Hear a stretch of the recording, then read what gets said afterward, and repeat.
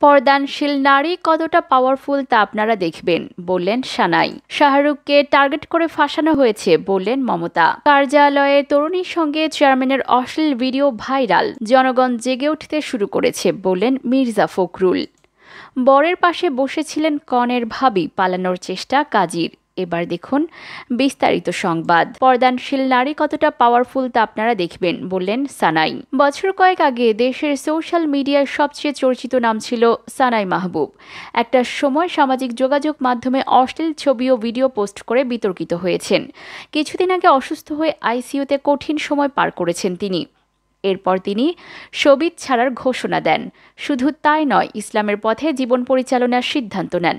এখন সানাই নামাজ পড়েন, রোজা রাখেন ও বোরকা হিজাব পরে চলেন। তবে বিভিন্ন আইডি থেকে এখনও তার আগের ছবি, ভিডিও পোস্ট দেওয়া হয়।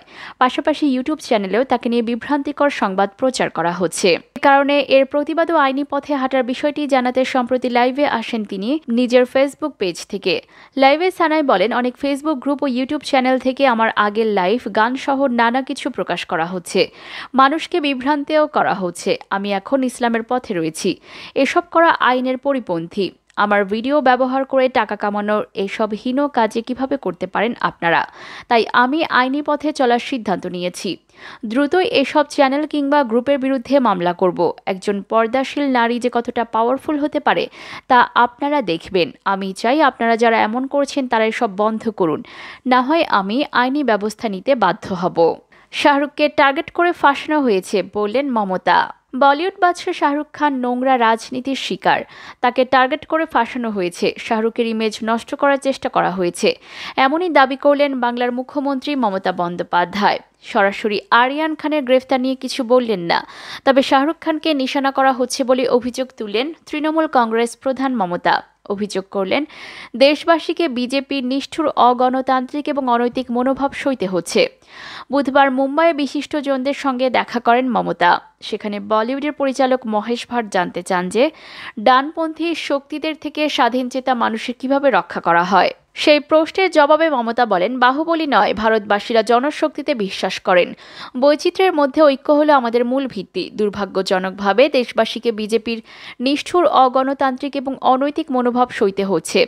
সঙ্গে তিনি যোগ করেন, আমি জানি মহেশ ভাটকে নিশানা করা হচ্ছে, শাহরুখকে নিশানা করা হচ্ছে, আরও অনেকেই আছেন। কেউ মুখ খুলতে পারেন, কেউ খুলতে পারেন না। গত ২রা অক্টোবর গোয়াগামী প্রমোদতরী থেকে পাকড়াও করা হয় আরিয়ানকে। মাদক মামলায় তাকে গ্রেফতার করেছিল নার্কোটিক্স কন্ট্রোল ব্যুরো এনসিবি। তারপর থেকে একাধিকবার তার জামিনের আর্জি খারিজ হয়ে গিয়েছিল। 18 অক্টোবর শর্ত সাপেক্ষে আরিয়ানের জামিন মঞ্জুর করে বম্বে হাইকোর্ট। মুম্বাইয়ের আর্থার রোড জেল থেকে ছাড় পান 31 অক্টোবর। পরে সেই জামিনের বিস্তারিত রায় হাইকোর্টের তরফে জানানো হয়। মাদক মামলায় আরিয়ান যে ষড়যন্ত্র করেছেন, প্রাথমিকভাবে তেমন কোনো প্রমাণ মেলেনি। এখনও পর্যন্ত এমন কোনো প্রমাণ মেলেনি যাতে আদালত নিশ্চিত হওয়া যায় যে একই বেআইনি কোনো কাজ করার লক্ষ্য ছিল আরিয়ান, আরবাজ মার্চেন্ট এবং মুনমুন ধামেচার। 14 পৃষ্ঠার রায়ে বিচারপতি নিতিন সামব্রে জানিয়েছেন, মাদক মামলায় ষড়যন্ত্রের জন্য আরিয়ানদের একই অপরাধের উদ্দেশ্য ছিল বলে নার্কোটিক্স কন্ট্রোল ব্যুরোর এনসিবি তরফ যে দাবি করা হয়েছে তা খারিজ করে দেওয়া হচ্ছে। হাইকোর্ট জানিয়েছে, অভিযুক্তরা ক্রুজে যাচ্ছিলেন। শুধুমাত্র সেই ভিত্তিতে তাদের বিরুদ্ধে মাদক আইনের 29 নম্বর ধারা প্রয়োগ করা যাবে না। বিচারপতি জানান, ষড়যন্ত্রের অভিযোগের ভিত্তি হিসেবে আবেদনকারীদের কাছে কোনো মাদক ছিল কিনা তা আদালতকে খতিয়ে দেখতে হবে। সেখানে আরিয়ানের থেকে কোনো মাদক উদ্ধার হয়নি। আরবাজ এবং মুনমুনের থেকে যে মাদক উদ্ধার করা হয়েছে তা মাদক আইন অনুযায়ী কম। সেই পরিস্থিতিতে অভিযুক্তদের বিরুদ্ধে ষড়যন্ত্রের ধারা প্রয়োগ করতে ইতিবাচক প্রমাণ লাগবে। আপাতত যা তদন্ত হয়েছে তা থেকে উঠে এসেছে যে মুনমুনের সঙ্গে যাননি আরিয়ান এবং আরবাজ। পাশাপাশি আরিয়ানের হোয়াটসঅ্যাপ চ্যাটেও কোনো ষড়যন্ত্রের প্রমাণ মেলেনি বলে জামিনের রায়ে জানায় হাইকোর্ট। কার্যালয়ে তরুণীর সঙ্গে চেয়ারম্যানের অশ্লীল ভিডিও ভাইরাল। চাঁপাইনবাবগঞ্জের নাচলে এক তরুণীর সঙ্গে উপজেলা পরিষদ চেয়ারম্যান ও উপজেলা আওয়ামী লীগের সাধারণ সম্পাদক আব্দুল কাদেরের অনৈতিক কর্মকাণ্ডের অভিযোগ এনে থানায় মামলা দায়ের করা হয়েছে। বৃহস্পতিবার ২রা ডিসেম্বর এজাহার পাওয়ার বিষয়টি নিশ্চিত করেছেন নাচল থানার ওসি সেলিম রেজা।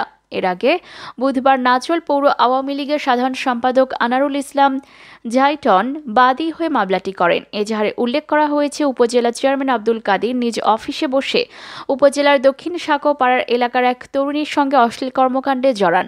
এর মধ্যে অশ্লীলতার ভিডিও ভাইরাল হওয়ার পর তরুণীর পরিবারও রয়েছে আতঙ্কে। এমনকি ওই পরিবারকে নানা ভয় ভীতি দেখানো হচ্ছে বলে অভিযোগ উল্লেখ করা হয়। আরও উল্লেখ করা হয়, উপজেলা চেয়ারম্যানের কাছে শিক্ষা বিষয়ক আর্থিক অনুদানের জন্য গেলে চেয়ারম্যান তাকে ফাঁদে ফেলে শ্লীলতাহানি করেছেন। সাধারণ মানুষ তো বটেই, দলের নেতাকর্মীরাও আব্দুল কাদেরের এমন কর্মকাণ্ডে ক্ষুব্ধ। এই জনপ্রতিনিধির বিরুদ্ধে কঠোর ব্যবস্থা নেওয়ার প্রতিশ্রুতি দিয়েছেন চাঁপাইনবাবগঞ্জ জেলা আওয়ামী লীগের ভারপ্রাপ্ত সভাপতি জিয়াউর রহমান ও সাধারণ সম্পাদক আব্দুল ওদুদ। ইতোমধ্যে খাদ্য গুদামে গম ও ধান ক্রয় দুর্নীতি, উন্নয়ন বরাদ্দের অর্থ লুটপাট, সরকারি পুকুর লিজ প্রদানে দুর্নীতিসহ নানা অভিযোগ রয়েছে উপজেলা চেয়ারম্যান কাদেরের বিরুদ্ধে। এ নিয়ে বিভিন্ন সময় একাধিক প্রিন্ট ও ইলেকট্রনিক মিডিয়া সংবাদও প্রচার হয়েছে। এদিকে অশ্লীল ভিডিও ছড়িয়ে পড়েছে সামাজিক যোগাযোগ মাধ্যমে। চেয়ারম্যানের কার্যালয়ে বসে এমন অপকর্মের বিষয়টি ব্যাপক চাঞ্চল্যের সৃষ্টি করেছে এলাকায়। দলের নেতাকর্মীদের দাবি, এর আগে নানা অনিয়মের অভিযোগ থাকলেও পার পেয়ে গেছেন কাদের। অন্তত এবার যেন তার বিরুদ্ধে ব্যবস্থা নেওয়া হয়। উপজেলা পরিষদ চেয়ারম্যান ও উপজেলা আওয়ামী লীগের সাধারণ সম্পাদক আব্দুল কাদের সাংবাদিক পরিচয় দেওয়ার পরেই ফোন কেটে দেন। এরপর একাধিকবার ফোন করলেও তিনি রিসিভ করেননি। জনগণ জেগে উঠতে শুরু করেছে বললেন মির্জা ফখরুল। বিএনপি মহাসচিব মির্জা ফখরুল ইসলাম আলমগীর বলেছেন, আজ বড় দুঃসময় বাংলাদেশের। দেশনেত্রী বেগম খালেদা জিয়ার যদি চিকিৎসা বাংলাদেশে না হয়, তাহলে সাধারণ মানুষ তো চিকিৎসা পাই না। হাসপাতালে যাবেন, দেখবেন কোনো চিকিৎসা নেই। বেগম খালেদা জিয়ার মতো মানুষকে যদি বিদেশে না পাঠায়, আর আমরা যদি গণতন্ত্রকে রক্ষা করতে না পারি, তাহলে এই দেশের অস্তিত্ব ধ্বংস হয়ে যাবে, বিলুপ্ত হয়ে যাবে। তিনি আরও বলেন, আজ এসব করে কোনো লাভ হবে না। জনগণ জেগে উঠতে শুরু করেছে। জেগে উঠবে টেকনাফ থেকে তেঁতুলিয়া পর্যন্ত। পদ্মা, মেঘনা, যমুনার অববাহিকায় উত্তাল তরঙ্গ সৃষ্টি হবে। শুক্রবার জাতীয় প্রেস ক্লাবের সামনে জাতীয়তাবাদী কৃষক দল আয়োজিত খালেদা জিয়ার মুক্তি ও বিদেশে পাঠানোর দাবিতে এক মানববন্ধনে তিনি এসব কথা বলেন।